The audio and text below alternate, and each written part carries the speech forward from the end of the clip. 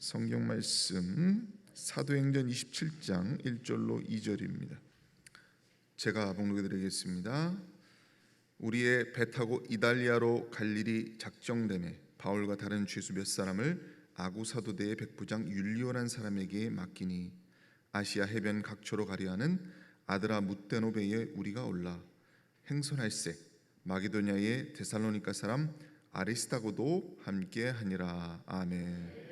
할렐루야. 네, 주님을 찬양합니다. 네, 오늘 말씀의 제목은 로마로 가는 길 두 번째 말씀입니다. 소 주제는요, 말씀하신 그대로 되리라 라는 주제로 말씀을 드리겠습니다. 말씀하신 그대로 되리라. 오늘은 지난번에 이어서 로마로 가는 길 두 번째 말씀을 드리도록 할게요. 지난번에 이 바울이 예루살렘에 위험을 무릅쓰고 갔던 이야기를 제가 해드렸죠. 바울이 예루살렘을 방문해서 예루살렘 교회를 돕고 또 사도들을 만나고 또 교회 연합을 이루었습니다. 그러나 안타깝게도 성전에서 강경파 유대인들과 마주치게 되죠. 그래서 그 유대인들에게 모함을 당하고 집단으로 폭행을 당하게 됩니다. 바울은 졸지에 사회 혼란을 부추기는 불순 세력으로 몰리고 또 이단자로 몰리면서 범죄자 취급을 당하게 되죠. 하지만 여러분 다 잘 아시다시피 바울은 로마 시민권자였습니다. 날 때부터 로마 시민이었어요. 그래서 당시에 로마 군대가 그를 보호하게 됩니다. 한동안 바울이 옥에 갇힌 채로 유대인들의 아주 집요한 협박과 고소를 당하게 되죠. 너무너무 몇 년간 시달리다가 이제 바울이 어떻게 호소를 하느냐, 어떻게 항변을 하느냐. 나는 가이사 앞에, 그러니까 로마 황제 앞에 서서 나를 변호하겠다. 거기서 유무죄를 가려달라. 이렇게 선언을 해요. 그 요구가 받아들여지면서 그는 죄수의 몸으로 이탈리아 로마에 가서 법정에 서게 되는 그러한 결정이 내려지게 된 거죠. 이게 지난번 말씀의 주요 골자입니다. 자, 바울이 이제 이태리 로마로 이제 가게 되는데 누가 그 여행에 함께 동행했을까요? 바울이 혼자 간 게 아니고 그를 호송하는 군대들이 있었을 거 아니에요. 무장하는 군인들이 여러 명이 바울을 호송하면서 같이 가는 것이고, 또 바울 외에 또 다른 죄수들이 또 이제 로마로 가는 그 길에 동행을 했습니다. 그리고 또 누가 배에 올라탔느냐? 바울의 동역자였던 누가는 여러분 잘 아시죠? 사도행전을 기록했던 의사 누가입니다. 그리고 아리스다고라고 하는 사람이 함께 동행했다, 이렇게 기록이 되어 있어요. 누가는 워낙 여러분이 유명하니까 잘 아실 것이고, 이 아리스다고는 좀 이름이 생소하실 거예요. 이 사람이 누구냐? 데살로니가의 마게도냐 사람이고 원래 유대교인이에요. 유대교를 신봉했던 사람이에요. 그런데 바울을 만나고 예수를 믿게 되고 그때부터 바울을 따라다니게 됩니다. 이 아리스다고는 바울과 선교 여정에 동참을 했기 때문에 그와 함께 투옥도 당하고 험한 꼴도 많이 당했던 사람이에요. 일설에 의하면 이 아리스다고가 바울이 로마 감옥에 있을 때 끝까지 바울 옆에서 수종을 들어주었다, 이렇게 전해지고 있습니다. 이렇게 옆에서 바울을 헌신적으로 돕는 사람이 있었어요. 누가도 끝까지 옆에 있었지만은 이 아리스다고도 끝까지 헌신적으로 바울을 도왔기 때문에 바울이 참 위로가 되었을 겁니다. 바울과 일행이 탄 이 배가 이제 가이사랴를 출발해서 이튿날 시돈 지역에 도착을 합니다. 시돈이라고 하는 지역에 도착을 해요. 당시에 이제 육로로 이동할 수도 있지만은 당시에 이 배가 여러 곳으로 이제 출항을 해서 여객선이 많이 다니고 상선도 많이 다니고 당시도 무역선이 많이 다녔거든요. 곡물 같은 거 다 이게 배로 운반하는 곳이기 때문에 당시에도 아주 거대한 배들이 많았어요. 그래서 이제 가이사랴를 떠나서 시돈에 도착했는데 그 시돈에서 바울을 호위했던 군대 백부장이 이 율리오라는 사람이거든요. 이 백부장이 바울이 그 시돈 지역에 있는 바울의 지인들과 만날 수 있도록 허락을 해줘요. 근데 굉장히 이거 이례적인 겁니다. 여러분, 형사범들, 예를 들면 살인범, 강간범 이런 사람들 호송할 때 수갑 채우고 형사들이 양옆에 팔짱 딱 끼고 움직이잖아요. 도망 못 가게. 잠시도 쉴 틈을 안 준다고. 화장실 갈 때도 따라간다고. 그런데 바울은 시돈 지역에 도착하니까 바울 선생, 당신 만나고 싶은 사람 만나세요. 그러면서 풀어줘요. 여러분 이거 상상이 되세요? 그건 뭘 얘기하느냐? 바울은 잡범이 아니었다는 얘기죠.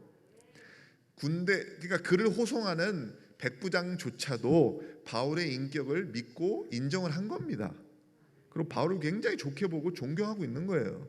그러니까 바울에게 시간을 주는 겁니다. 바울 선생, 여기서 지인들 만날 사람이 있으면 만나십시오. 그러면서 시간을 주는 거예요. 그래서 바울이 그 시돈 지역에 당시에 자기 각 도처에, 바울은 물론 다소 출신이지만 각 지역에 그가 복음을 전파하면서 또 지인들이 많이 생기고 또 교회들도 많이 세우고 했기 때문에 여러 곳에 자기 아는 사람들이 있어요.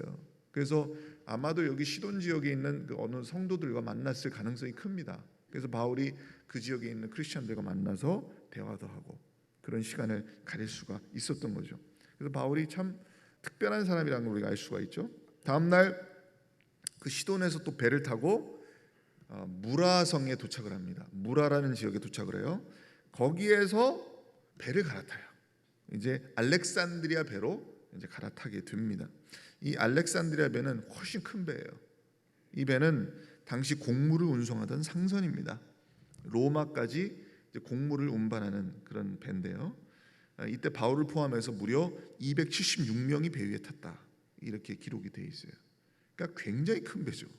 곡물을 가득 싣고 거기에 사람이 276명이 탄다. 얼마나 크겠어요. 근데 여러분 아셔야 될 건 당시의 배들은 자체 동력이 없어요. 오늘은 배도 기름으로 가잖아요. 엔진의 힘으로 가지 않습니까? 모터의 힘으로 가지 않습니까? 그러니까 기름을 넣든지 전기 힘으로 가는데 동력이 있단 말이에요.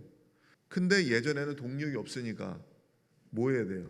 노를 젓거나 뭐 해야 돼요? 돛을 달아가지고 바람의 힘으로 가는 거예요. 옛날 배들은. 그럼 뭐예요? 배가 느릴 수밖에 없고 또 바람의 힘으로 갈 때는 폭풍우가 몰려오면 어떻게 돼요? 배가 한없이 위험에 처할 수도 있는 거예요. 바람을 잘 제어하고 바람을 잘 타고 가지 않으면은 배가 뒤집어질 수도 있는 거지. 근데 당시에 바울이 출항했던 요 시기가 기상이 굉장히 안 좋은 시기예요. 그래서 아주 바다가 험해. 이런 상황 가운데 무라항을 떠나서 겨우 간신히 미항이라고 하는 항구에 도착을 하게 됩니다. 자, 이게 이제 Paul's Journey to Rome 그래가지고 이제 로마로 가는 이제 여정을 이제 설명하고 있어요. 이 지도인데 여기가 이스라엘이에요. 여기가 예루살렘이고 여기 잘 보이실지 모르겠는데 여기가 사해고 여기가 갈릴리 호수입니다. 여기가 가이사랴예요. 바울이 여기서 떠났잖아요. 그래서 먼저 아까 시돈에 먼저 들렸다 그랬죠. 그 시돈에 들려서 바울의 지인들을 만나고 그리고 여기서 배를 타고 쭉 가서 무라에 도착을 해요. 배를 여기서 갈아탄 거예요. 기존의 배에서 내려서 여기서 알렉산드리아 배로 갈아타가지고 쭉 기상이 안 좋지만 어떻게 간신히 험한 날씨를 뚫고 미항에 도착했어요. 페어헤이븐이라서 여기가 미항이에요. 그 옆에 라세아가 있고 그 옆에 베닉스가 있어요. 그러니까 여기가 뭐냐면 크레테 섬이거든요. 여기 크레테라고 써져 있잖아요. 여기 크레테 섬의 이쪽 남쪽에 있는 여기 미항에 도착을 했다. 여기 이제 지도 경로에 로마는 어디냐 여기에요. 여기까지 가야 돼요. 그러니까 여기서 이제 배를 타고 쭉 가서 이제 로마까지 가야 되잖아요. 얼마나 이태리 반도 이쪽이니까 먼 여정이죠. 배를 타지 않고는 갈 수 없는 그런 여정이에요.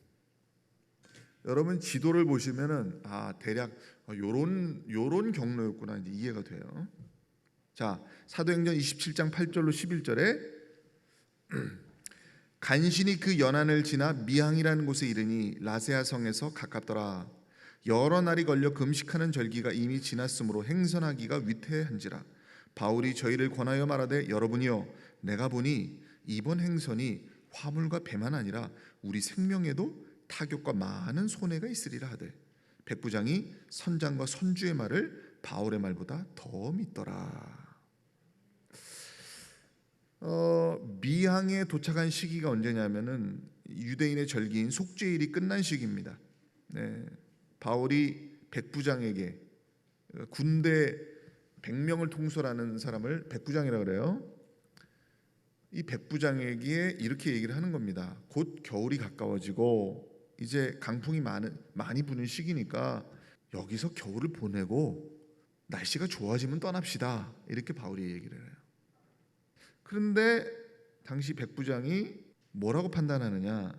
빨리 베닉스로 가서 거기서 머무는 게 낫겠다. 이렇게 판단을 한 거예요. 왜냐? 당시 미항에서 겨울을 나게 되면 일정이 지체되잖아요. 그리고 그 상선을 탔잖아요. 알렉산드리아 배가 상선이잖아요. 그 상선의 선장과 그 선주가 빨리 갔으면 좋겠는 거예요. 그 사람들의 의견도 빨리 베닉스로 가자. 베닉스가 어디냐? 그 크레테 섬의 저쪽이거든. 한 65km 떨어진 거예요. 거기로 가서 겨울을 지내는 게 낫겠다. 이렇게 생각을 한 거죠. 왜냐하면 경제적 이익을 먼저 생각했던 거예요. 그리고 선장이 워낙 경험이 많아. 그러니까 이 백부장도 선장과 선주의 말을 듣더니 갈 수 있을 것 같다. 빨리 가는 게 좋겠다. 이렇게 나오니까 이 백부장의 마음이 움직여가지고 바울의 말보다는 바울은 가면 안 된다. 이거 안 된다. 가면 큰 일을 치르게 될 거다. 가면 위험하다. 이렇게 경고를 함에도 불구하고 선장의 말을 더 듣는 거죠. 바울이 왜 경고했을까요? 바울이 여행 경험이 많아서였을 수도 있지만은 사실은 성령께서 그를 통해서 위험을 알려주시는 거예요. 어떻게 그걸 알 수 있냐? 내용이 아주 구체적이거든. 화물과 배뿐 아니라 우리 생명에도 타격과 손해가 있을 것이다. 화물, 배, 생명 아주 구체적으로 언급을 하고 있잖아요. 그러니까 나중에 이제 보시면 아시겠지만은 앞으로 벌어질 일을 그대로 예견하고 있어요. 바울이 말한 그대로 벌어진다고 일이. 그런데 백부장은 바울의 말을 들을 이유가 없죠. 왜? 평생 동안 배만 몰고 살았던 선장의 말이 더 신뢰가 갈 수밖에 없지. 그렇지 않겠어요?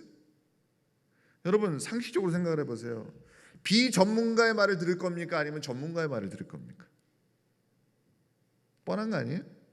우리도 지금 입장 바꿔서 여러분이 백부장이라도 누구의 말을 더 듣겠어요? 내가 지금 호송에서 끌고 가는 죄수의 신분인 바울의 말을 더 듣겠어요? 아니면은 평생 바다에 익숙하고 평생 배를 몰고 살았던 선장의 말을 더 듣겠냐 이 말이지. 그런데 여기서 여러분이 알아야 될 깨달음의 포인트가 있는 거예요. 우리는 눈에 보이는 거, 상식과 경험보다 눈에 보이지 않는 성령의 이끌림과 감동에 귀를 기울이며 사는 게 얼마나 중요한지를 여러분 아셔야 됩니다. 여러분 영적인 체험이 없는 사람들은 이런 말이 뭔지를 이해를 못해요.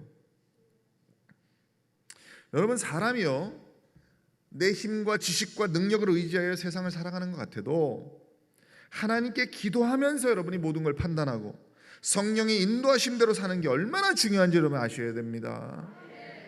우리는 눈에 보이는 것만 보고 사는 사람들이 아니에요. 우주 만물을 주관하시는 하나님, 생사화복을 주관하시는 하나님의 인도하심이 없으면은 우리 인생은 절대로 바른 길을 갈 수가 없어요. 여러분 깨달으셔야 됩니다. 여러분 내 인생의 주인이 나라고 생각하세요? 여러분 하나님께 여러분의 삶을 의탁하고 사십니까? 내 의지와 욕망을 따라 살기 원하십니까? 아니면 초월자의 뜻과 성령의 이끌림을 따라가기 원하십니까? 여러분의 삶에 하나님의 함께하심이 없으면은 만약 우리가 하나님의 말씀을 무시하고 영적인 측면을 무시하고 산다면은 여러분의 인생의 배는 큰 위험에 빠질 수밖에 없어요. 내 생각하는 대로 내 욕망이 끌리는 대로 가면은 내 승질대로 가면은 내 스타일대로만 가버리면은 안 된다 이 말이에요. 하나님의 뜻을 구해야 돼요. 그래서 기도가 필요하고 묵상이 필요한 겁니다. 매사에 하나님의 뜻을 묻고 두드리는 삶을 살아야 되는 거예요. 매사에 하나님의 뜻을 물으세요. 하나님, 제 앞길을 인도해 주세요. 어떤 길을 가야 되겠습니까? 제 삶은 하나님의 주권에 있습니다. 하나님의 뜻대로 가고 싶습니다. 하나님, 바른 길을 인도해 주세요. 지도해 주세요. 제 발이 혹시 하나님의 뜻과 어긋나는 방향으로 간다면 하나님, 돌이키게 해주세요. 매사에 묻고 두드리는 삶을 살라 이 말이에요. 이게 없으면 안 돼요. 그러니까 우리 신앙인은 현실의 삶과 초월적인 삶이 겹쳐 있어야 돼요. 현실도 현실대로 봐요. 여러분의 상식과 모든 걸로 판단도 합니다. 옳게 판단을 하기 위해서 현실도 무시할 수 없죠. 그러나 현실의 삶만 있으면 안 되고, 그러면 성경이 뭐가 필요하고, 믿음이 뭐가 필요하고, 기도가 뭐가 필요해요? 그런 게 아니에요. 초월적 측면을 우리가 무시하면 안 된단 말이에요. 즉 육적인 측면이 있다면 영적인 측면이 있기 때문에 그것을 우리가 겹쳐서 같이 가야 되는 거예요. 그게 맞물려 있지 않으면 예수쟁이가 아니에요. 여러분, 현실과 초월적인 측면이 맞물려 있지 않으면 예수쟁이가 아니야. 그건 신령한 사람이 아니에요. 그건 기도하는 사람이 아니에요. 영적인 사람이 아닙니다. 깨달으시길 바랍니다. 네, 진짜 예수쟁이들은 신령한 성령의 이끌림을 받게 돼 있어요. 자, 드디어 배가 출발합니다. 처음에는 날씨가 너무 좋아. 그래서 잔잔한 그 물을 위로 미끄러지듯이 쫙 갑니다. 바람도 그렇게 순풍이 불어. 그래서 너무너무 첫 출항 때는 좋았어. 그런데 떠난 지 얼마 안 돼가지고 갑자기 이 날씨가 변덕스러워지기 시작하는데 바울이 떠나는 배에 갑자기 풍랑이 불어오기 시작해요. 폭풍이 몰아치는 거예요.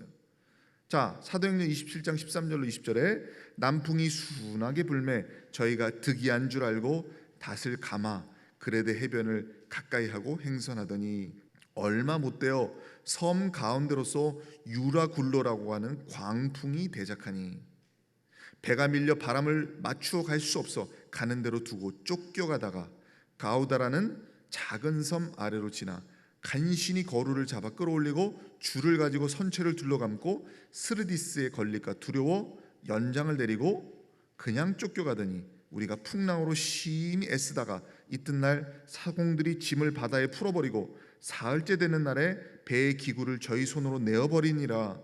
여러 날 동안 해와 별이 보이지 아니하고 큰 풍랑이 그대로 있음에 구원의 여망이 다 없어졌더라. 갑자기 풍랑이 면서 막 배가 막 흔들리고 막 뒤집히듯이 막 이러는데 정신을 못 차리겠는 거야. 이게 유라굴로라고 하는 광풍이 불었다. 이 유라굴로가 뭐냐면 동북풍을 뜻하는 거예요. 동북 쪽에서 불어오는 아주 거센 바람. 이게 바람이 얼마나 강한지 배가 통제불능 상태였다. 그냥 막 떠밀려 가는 거예요. 그냥 의지와 상관없이 떠밀려 가는 거지. 여러분, 지상에서 우리가 자동차를 몰 때에 장애물을 피해 가잖아요. 똑같은 거예요. 바다 위에도 피해야 될 장애물들이 있어요. 물이니까 피할 장애물이 없을 것 같지? 아니잖아요. 암초가 있잖아요. 바위가 있잖아요. 그리고 스르디스, 이건 뭐냐면 모래턱을 얘기하는 거예요. 그러니까 바다에도 똑같이 지형이 있거든. 바다 밑에도 물 밑에도 산이 있거든. 골짜기도 있어요. 그래서 잠수함이 그냥 다니는 게 아니라 해도 보고 다닙니다. 정확한 맵을 가지고 다니지 않으면 잠수함도 아무데나 막 쳐박으면은 그냥 다 부서지게 돼 있지.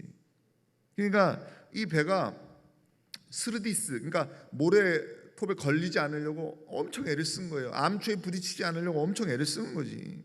그래가지고 풍랑에 맞서가지고 배의 그 선원들이 얼마나 노력을 했겠어요.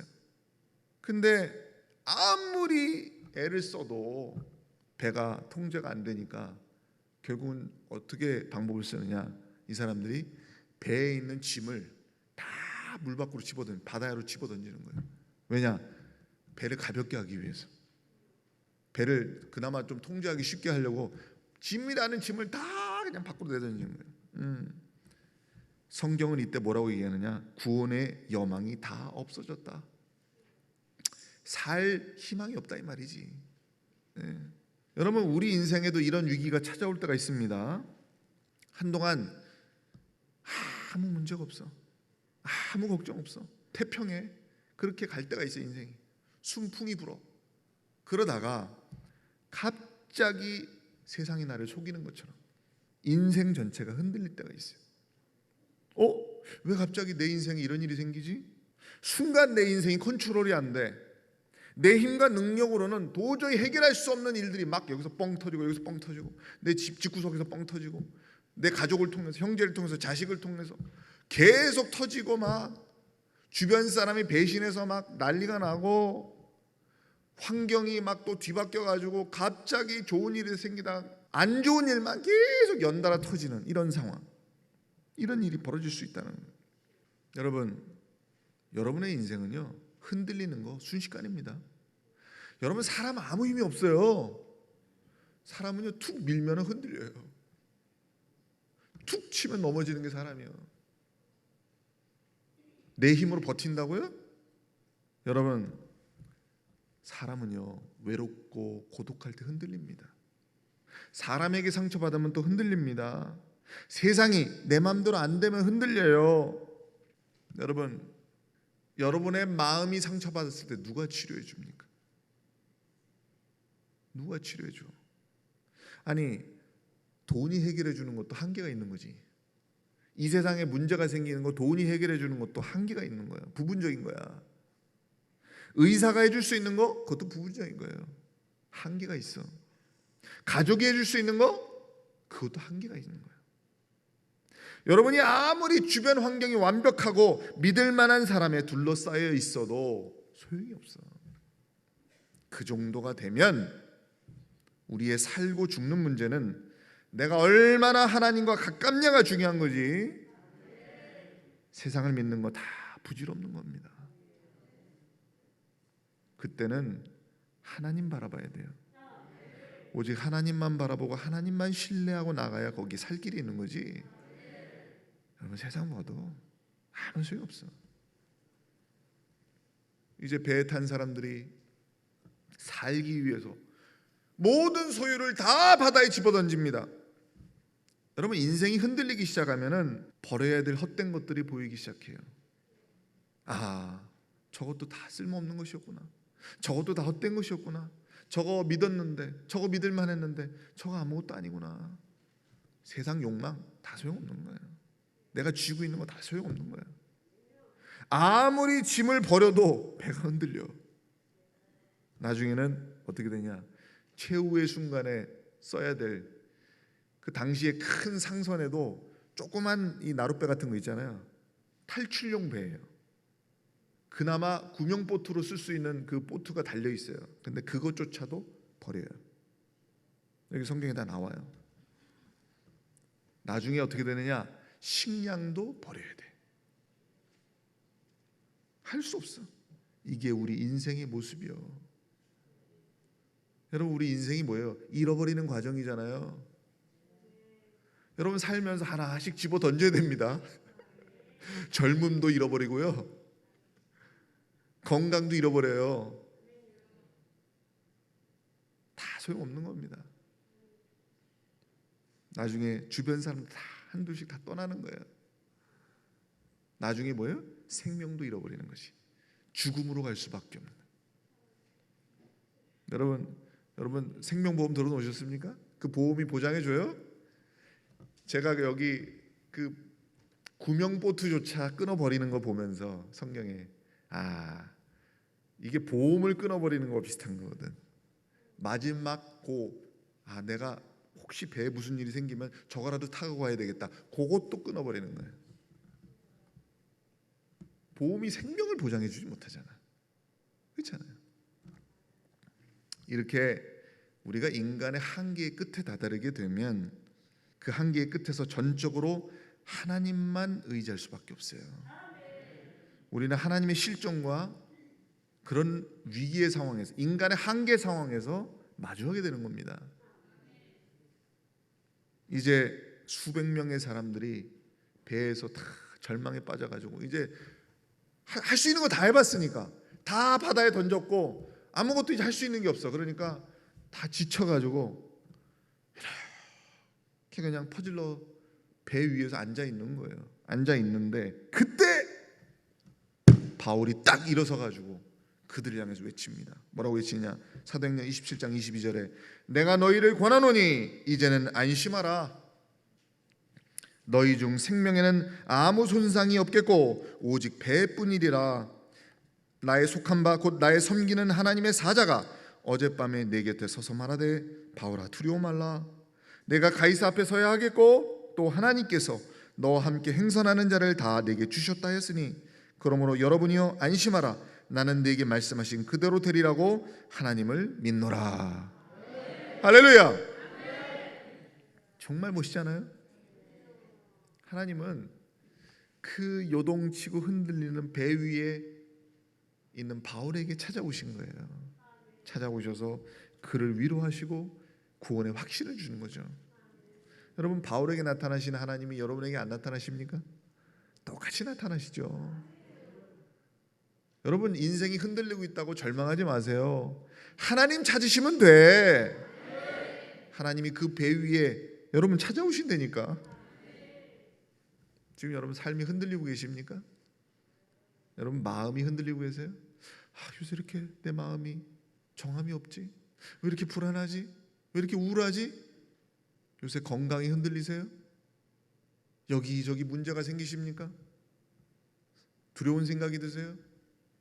이빨이 흔들리고 내장이 문제가 생기고 여러 가지로 걱정이 많으세요? 여러분 중에 누군가는 믿음이 흔들리고 신앙이 흔들릴 수도 있어요. 흔들림은 전인적으로 오는 겁니다. 여러분 전체를 흔들어 버리는 거예요. 인간이 나약한 거예요. 때로는 여러분의 신앙이 흔들릴 수 있어요. 그때는 사람 보고 세상 보면 안 돼요. 여러분 예수님 쳐다봐야 돼요. 바울이 뭐라고 얘기합니까? 여러분 안심하십시오. 어젯밤 하나님의 사자가 내 곁에 서서 말씀하셨습니다. 우리 중 누구도 다치지 않을 거라고 말씀하셨습니다. 바울아 두려워 말라. 내가 가이사 앞에 서야 하겠고 배에 탄 모든 사람을 내가 지켜주겠다. 그렇게 약속해 주셨습니다. 나는 하나님의 말씀대로 이루어질 것을 믿습니다.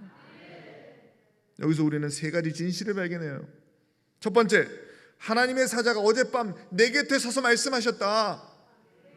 하나님의 사자가 곁에 서 계신다는 거 아닙니까? 하나님이 여러분 곁에 서 계십니다. 여러분 곁에 서서 말씀하십니다. 여러분 그분과 동행하고 계신 거예요.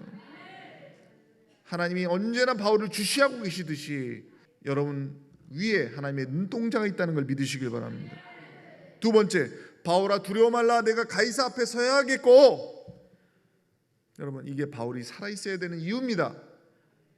그는 로마 황제 앞에서 복음을 증거해야 되는 사명이 있기 때문에 죽을 수 없는 거예요. 여러분 사명이 있는 사람 죽지 않습니다. 사명이 끝나야 데려가는 거지. 여러분 사명자들이에요. 그걸 기억하셔야 됩니다. 세 번째, 너와 함께 행선하는 자를 다 내게 주셨다 했으니. 여러분 이 말씀을 듣기 전까지 사람들은 배 위에서 절망에 빠져 있었지만은 하나님이 지켜주신다는 그 약속의 말씀을 그들이 듣게 됨을 통해서 두려움이 극복이 되고 평안을 얻게 되는 겁니다. 결국 뭐예요? 배 위에는 가판위에는 다 절망밖에 없는데 소망이 어디서부터 와요? 하늘에서부터 와요. 위로부터 오는 거예요. 하나님께로부터 오는 겁니다. 여러분의 절망적인 삶에도 소망은 위로부터 와요. 그러니까 하나님을 향한 여러분의 통로를 열어놓고 있지 않으면 소망을 얻을 수가 없는 거예요. 깨달으시길 바랍니다. 결국 무려 14일 동안 먹지도 못하고 그 광풍과 그 폭풍우와 배 위에서 싸우던 사람들이 지칠 대로 지쳐 있는데 바울이 남은 음식이 좀 있었어요. 그래가지고 그거를 바울이 이제 떡을 나눠주면서 조금이라도 먹고 기운을 차려야 된다 그러면서 그 배에 탄 사람들을 독려해요. 얼마나 멋있습니까? 다 그냥 실성해가지고 정신이 나가지고 이러고 앉아 있는데, 바울은 하나님의 사람이잖아요. 믿음의 사람이잖아요. 확신이 있는 거거든. 하나님 말씀 들었으니까. 그러니까 음식 나눠주면서 기운은 차려, 걱정하지 마, 하나님이 우리 살려주실 거야, 이렇게 얘기하는 거예요. 그리고 얼마 후에 배가 이제 조종할 아무 힘도 없어. 왜? 기구들 다 내버렸거든. 배를 컨트롤할 수 있는 기구들도 다 버렸어요, 다. 그러니까 그냥 앉아만 있는데 성령께서 그 배를 인도하셔가지고 육지에 딱 도착하게 만드신 거예요. 그래서 276명 전원이 한 사람의 생명도 상하지 아니하고 구원받게 되었습니다. 할렐루야. 네, 그때 배에 탄 사람들은 바울과 함께 하시는 하나님의 역사를 바라봤겠죠. 뭔가를 느꼈을 거예요. 야, 저 사람은 우리와 다르구나. 우리와 뭔가 다르구나. 저 사람이 믿는 예수, 저 사람이 믿는 하나님이라면은 내가 믿어보고 싶다. 이런 생각이 들 거 아니에요. 말씀을 정리합니다. 오늘 제가 로마로 가는 그 바울의 마지막 여정에 주목했던 것은 이 여정이 크리스찬인 우리의 인생 여정과 닮아 있기 때문에 그래요. 바울이 가이사랴에서 배를 탔을 때 그 배에 누가 탔습니까? 아까 말씀드렸죠. 당시에 여러 명의 죄수들과 세상 사람들이 바울과 함께 탔어요. 그 배에. 바울은 사슬에 매인 사람입니다. 근데 바울의 사슬은 죄의 사슬이 아니죠. 은혜의 사슬에 매인 사람이에요. 그러나 바울과 같이 탄 다른 죄수들은 뭐예요? 죄의 사슬에 매인 사람이에요. 그게 인생 여정이란 말이지. 예? 우리 인생이 그러한 거예요. 우리 인생도 주변에 믿는 사람들만 함께 사는 게 아니잖아요. 여러분 주변에 세상 사람들이 있고 불신자들도 함께 엮여서 살 수밖에 없는 거예요. 우리는 그런 인생 속에 살고 있어요. 내 주변에 불신자들도 많아. 세상 사람들 다 같이 상대하면서 살아야 돼. 그런데 우리는 그 인생이라는 배 위에서 그들에게 복음을 전하는 증인의 사명을 감당해야 되는 거죠. 바울이 가이사 앞에 서기 위해서 로마로 가야 했다면 우리는 두 가지 목적이 있습니다. 첫째, 바울은 가이사 앞에 서기 위해서 갔어요. 우리는 뭐예요? 궁극적으로 하나님의 심판대 앞에 서기 위해서 갑니다. 천국이라고 하는 거대한 목적이 있어요. 그 목적지로 가는 거예요. 두 번째, 바울이 가이사 앞에 서서 뭘 증거하려고 해요? 지금 예수가 구원자이심을 증거하려고 하잖아요. 우리도 이 세상의 권세 앞에서, 이 세상 어둠의 주관자들과 이 세상 사람들을 향해서 우리는 복음의 증인이 되어야 될 사명이 있는 겁니다. 자, 사도행전 27장 14절로 15절에 유라굴로라는 광풍이 대장하니 배가 밀려 바람을 맞추어 갈 수 없어 가는 대로 두고 쫓겨가다가, 자, 아까 읽은 말씀의 부분이에요. 유라굴로라는 광풍이 대작했을 때 어떤 현상이 나타났어요? 배가 밀렸어요. 바람에 맞추어 갈 수가 없어요. 쫓겨갔다 그랬어요. 떠밀려 가는 거예요, 그냥. 여러분, 우리가 아무리 뛰어난 지식과 능력을 갖고 있어도 인생은 흔들리는 배와 같고 내 의지와 상관없이 떠밀려가는 존재임을 여러분이 깨달으시길 바랍니다. 여러분 인정하셔야 돼요.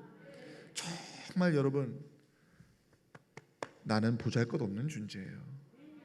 연약하기 짝이 없어요. 떠밀려가지 않는 인생이 어디 있어요? 여러분 의지와 상관없어요. 막 밀려가요. 여러분 중에 흔들리지 않는 인생이 있어요? 나는 흔들리지 않아. 한 번도 흔들린 적이 없는 인생이 있어요? 정말 그렇습니까?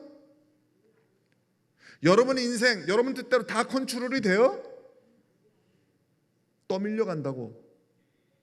막 떠밀려가. 내 환경이 막 나를 몰아가.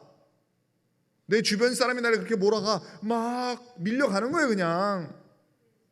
내 인생을 내가 컨트롤하는 것 같아도 절대 아니다. 절대 아니다. 인생의 키는 누가 쥐고 있다? 하나님이 쥐고 계시다.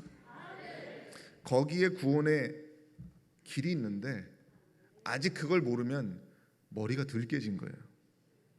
그게 감이 안 잡히면 내 인생 내 맘대로 산다 이렇게 얘기하는 사람은 아직 덜 깨진 거야. 머리가 정신 못 차린 거지.